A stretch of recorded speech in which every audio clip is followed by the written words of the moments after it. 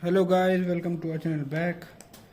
फिर से हम आ चुके हैं अपने पॉलिटी के नेक्स्ट लेक्चर में। आज हम पढ़ेंगे शेड्यूल्स। ठीक है, हमने पिछली बार प्रीएम में करा था। हमारे मेन टॉपिक्स हो चुके हैं, बस 3-4 टॉपिक और रह गए। मुश्किल से 4-5-6 दिन की और है पॉलिटी, फिर वो ख़त्म हो जाएगी। ठीक है, चलो तो पढ़ते हैं बिना किसी बातचीत के। शेड्यूल क्या होता है सबको पता है। ठीक है, ये टीयर्स ऑफ ओल्ड पीएम मैंने लिख रखा है इस पर। ये इसको याद करने का तरीका है, बट मैं ऐसे नहीं करता। हम पढ़ेंगे और तभी के तभी याद करेंगे। क्यों? हमारा स्टाइल अलग है, ये हमारा स्टाइल है। ठीक है, चलो दिख सबको रहा है ना। चलो, करेंटली में हमारे कौन से पार्ट में शेड्यूल? 25 में। ठीक है, जब ये बना था तब ना 22 में था, लेकिन अब किस में है? 25 में। जब नया नया शेड्यूल बना था तब इसमें 8 शेड्यूल्स थे, लेकिन अब हमारे 12 शेड्यूल्स हैं इसमें टोटल। फर्स्ट शेड्यूल क्या कहता है? Name of the state, UT and their jurisdiction. ठीक है, स्टेट का नेम और जुरिस्डिक्शन के बारे में बात करता है। 28 स्टेट्स, 8 यूनियन टेरिटरीज हैं हमारे इंडिया में। Change in its border and laws use to make that change. First schedule क्या कहता है कि कोई भी चेंज करना है किसी इंडिया के बॉर्डर में, ठीक है, किसी स्टेट के बॉर्डर में, या फिर उसका नेम चेंज करना है, ठीक है, या कोई लॉ बनाना है उसके लिए, स्टेट के लिए, कि इस वजह से हम ये चेंज कर दें तो ये लॉ बन जाएगा। तो जो नेम चेंज वगैरह स्टेट का, यूटी का और उसकी जुरिस्डिक्शन के बारे में बात करता है फर्स्ट शेड्यूल। सेकंड शेड्यूल किस बारे में बात करता है? सैलरी और अलाउंस। किसकी सैलरी अलाउंस? प्रेसिडेंट। कुछ पोस्ट हैं जैसे कि सैलरी, प्रिविलेजेस एंड अलाउंस। ठीक है, president, governor of state, supreme court का जज, हाई कोर्ट जज, chairman and deputy chairman of Rajya Sabha, speaker and deputy speaker of Lok Sabha, chairman and deputy chairman of council of state, जज of supreme court and high court, and CAG, controller and auditor general of India. ये भी हम आगे पढ़ेंगे आने वाली videos में। ठीक है, याद रखना इन कितनी 5, 6, 7, 8, ये इन 8 पोस्ट के लिए होता है सेकंड शेड्यूल। ठीक है, सैलरी और प्रिविलेजेस और अलाउंस यूज होती हैं इनके लिए। थर्ड शेड्यूल किस बारे में बात करता है? सर्टेन फॉर्म ऑफ ओथ वगैरह दिलाता है किसको? यूनियन मिनिस्टर को, CAG, controller and general of India को। ठीक है, member of parliament election candidate, और द स्टेट मिनिस्टर या मेंबर ऑफ स्टेट लेजिस्लेचर बोल सकते हैं, जजेस ऑफ हाई कोर्ट। ठीक है, हाई कोर्ट, सुप्रीम कोर्ट नहीं आया, याद रखना उसकी ओथ थर्ड शेड्यूल। तो ओथ का जो काम होता है वो किसका होता है? थर्ड शेड्यूल का। फर्स्ट शेड्यूल में रुक जाओ बताता हूँ, अभी हम याद करेंगे, इसे पढ़ लो सिर्फ ने। ठीक है, अभी ऊपर से पढ़ लो, याद करने का ट्रिक बाद में। फोर्थ शेड्यूल में पहले पता तो चल जाए है क्या इसमें। ठीक है, फोर्थ शेड्यूल क्या कहता है? राज्यसभा की सीट्स जो होती हैं, ठीक है, अंडर स्टेट एंड यूटी, वो allocation of seats for Rajya Sabha fourth schedule बताता है कि कितनी सीट्स होंगी। सीट्स किसके बेस पे डिवाइड करते हैं? पॉपुलेशन के। जितनी ज़्यादा पॉपुलेशन उतनी ज़्यादा सीट्स। जैसे यूपी में सबसे ज़्यादा है 80, क्योंकि यूपी में सबसे ज़्यादा पॉपुलेशन है। ठीक है, फिफ्थ शेड्यूल किस बारे में बात करता है? Administration and control of schedule area and tribes. इनको सुप्रीम कोर्ट का एडमिनिस्ट्रेशन कंट्रोल कैसे करना है वो फिफ्थ शेड्यूल बताता है।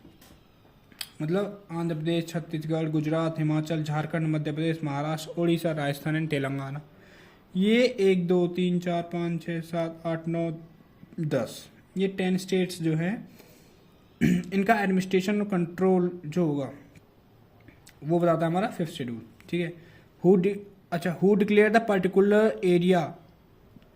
कौन डिक्लेयर करता है कि पर्टिकुलर जो कोई एरिया है ये जो है शेड्यूल्ड एरिया है, हो सकता है। कौन डिक्लेयर करेगा भाई? उस स्टेट के एरिया को कौन डिक्लेयर करेगा? प्रेसिडेंट, कि इसको शेड्यूल एरिया बना दो। ठीक है, तो ये प्रेसिडेंट डिसाइड करता है। अच्छा, नेक्स्ट आता है सिक्स शेड्यूल।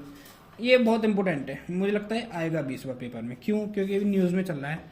न्यूज़ अभी बताऊंगा, पहले इसको समझ लो। असम, मेघालय, त्रिपुरा, मिजोरम, ये 4 स्टेट हैं जो कि सिक्स शेड्यूल में आते हैं। सिक्स शेड्यूल के अंदर बोलता है कि जो स्टेट होता है उसको ट्राइबल एरिया में उसे रख दो। ठीक है, उसकी एडमिनिस्ट्रेशन कैसे करना है वो सब, तो वो सिक्स शेड्यूल में आता है। अब जो इसमें न्यूज़ है वो देखो, लद्दाख जो है, लद्दाख ने डिमांड किया है कि हमको सिक्स शेड्यूल में रखो। क्यों? क्योंकि भाई अगर वो ऐसा एरिया है वहाँ पे 97% जो है सारी ट्रैवल कम्युनिटी है, ठीक है, 97% ट्रैवल कम्युनिटी है।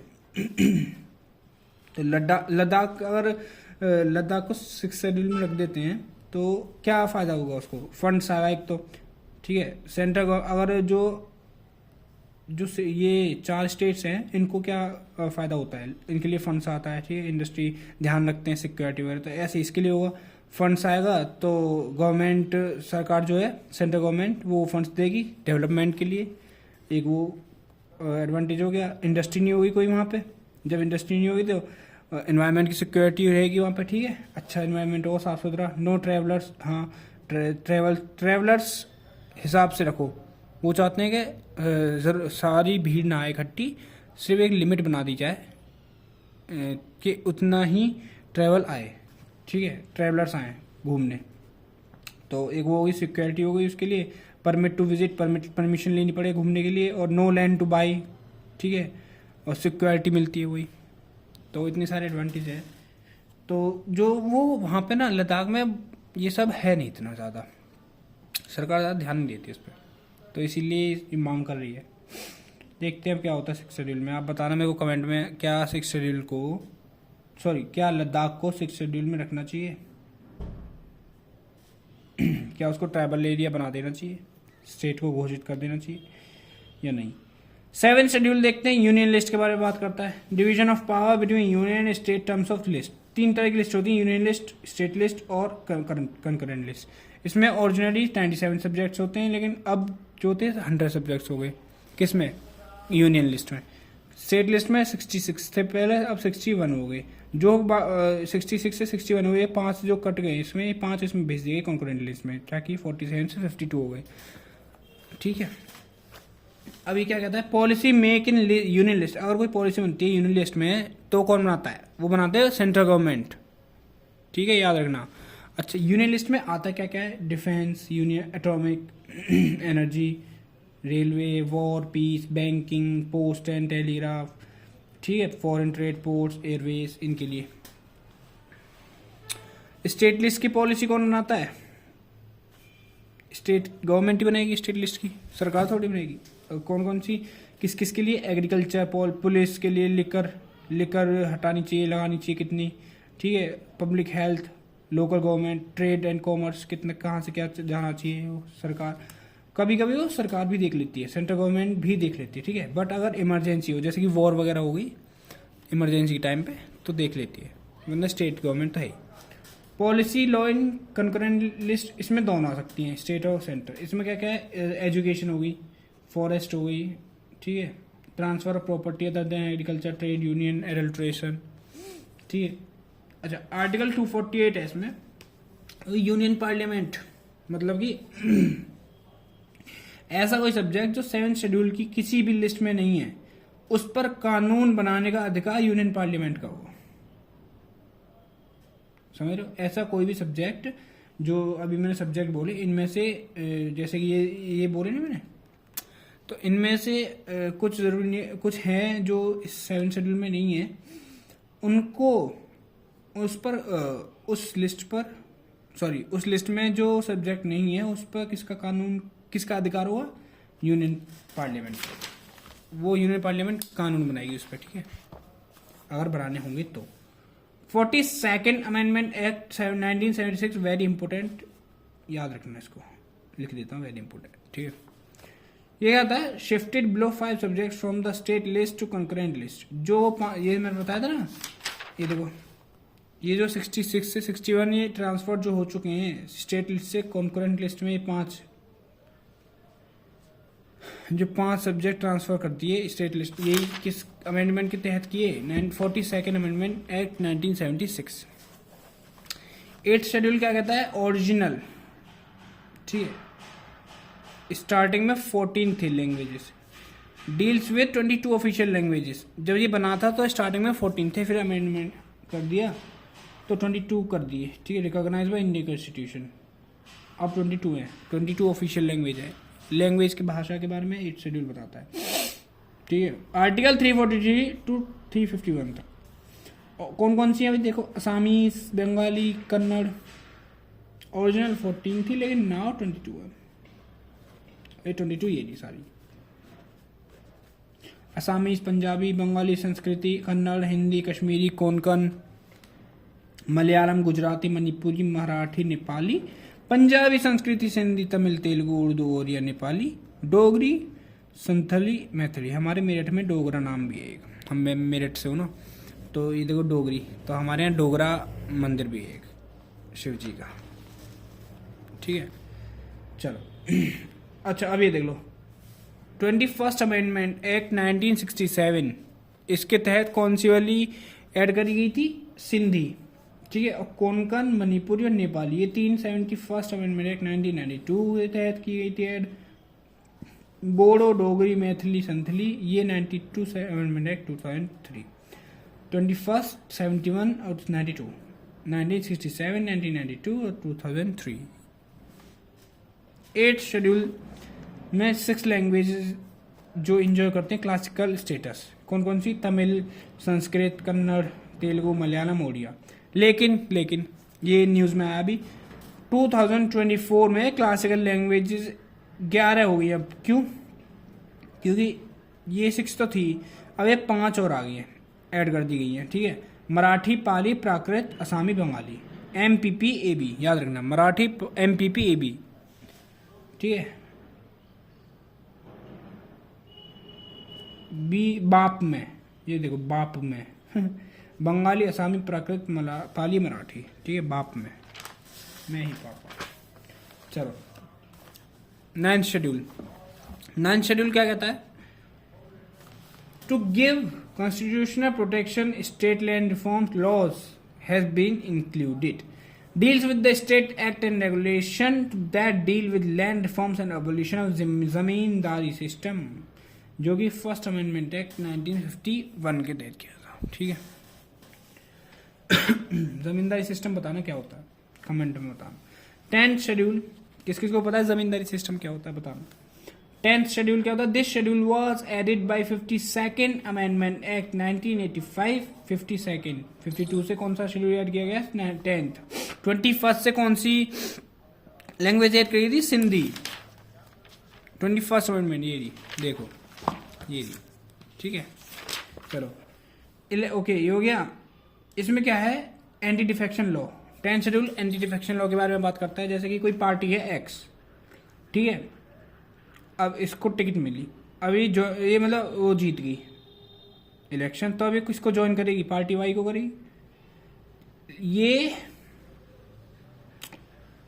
ठीक है, पार्टी वाई को करेगी, या तो ये वापस अपने इसी को कर ले ज्वाइन, या तो इलेक्शन, देखो जब तक ये जीतती है तब तक किसी को भी कर सकती है ज्वाइन, लेकिन जीतने के बाद ये धोखा ना दे दे, इसीलिए एंटी डिफेक्शन लॉ बनाया गया 10th शेड्यूल में, ठीक है। 11th schedule special power, authority and responsibility of panchayat.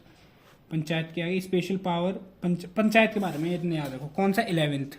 2 डंडे लेके खड़ा है पंचायत का राजा, ठीक है, पंचायत जी है वो 2 डंडे लेके खड़े हैं, कौन से? एक वन 11th, ठीक है, याद रखना है इसे।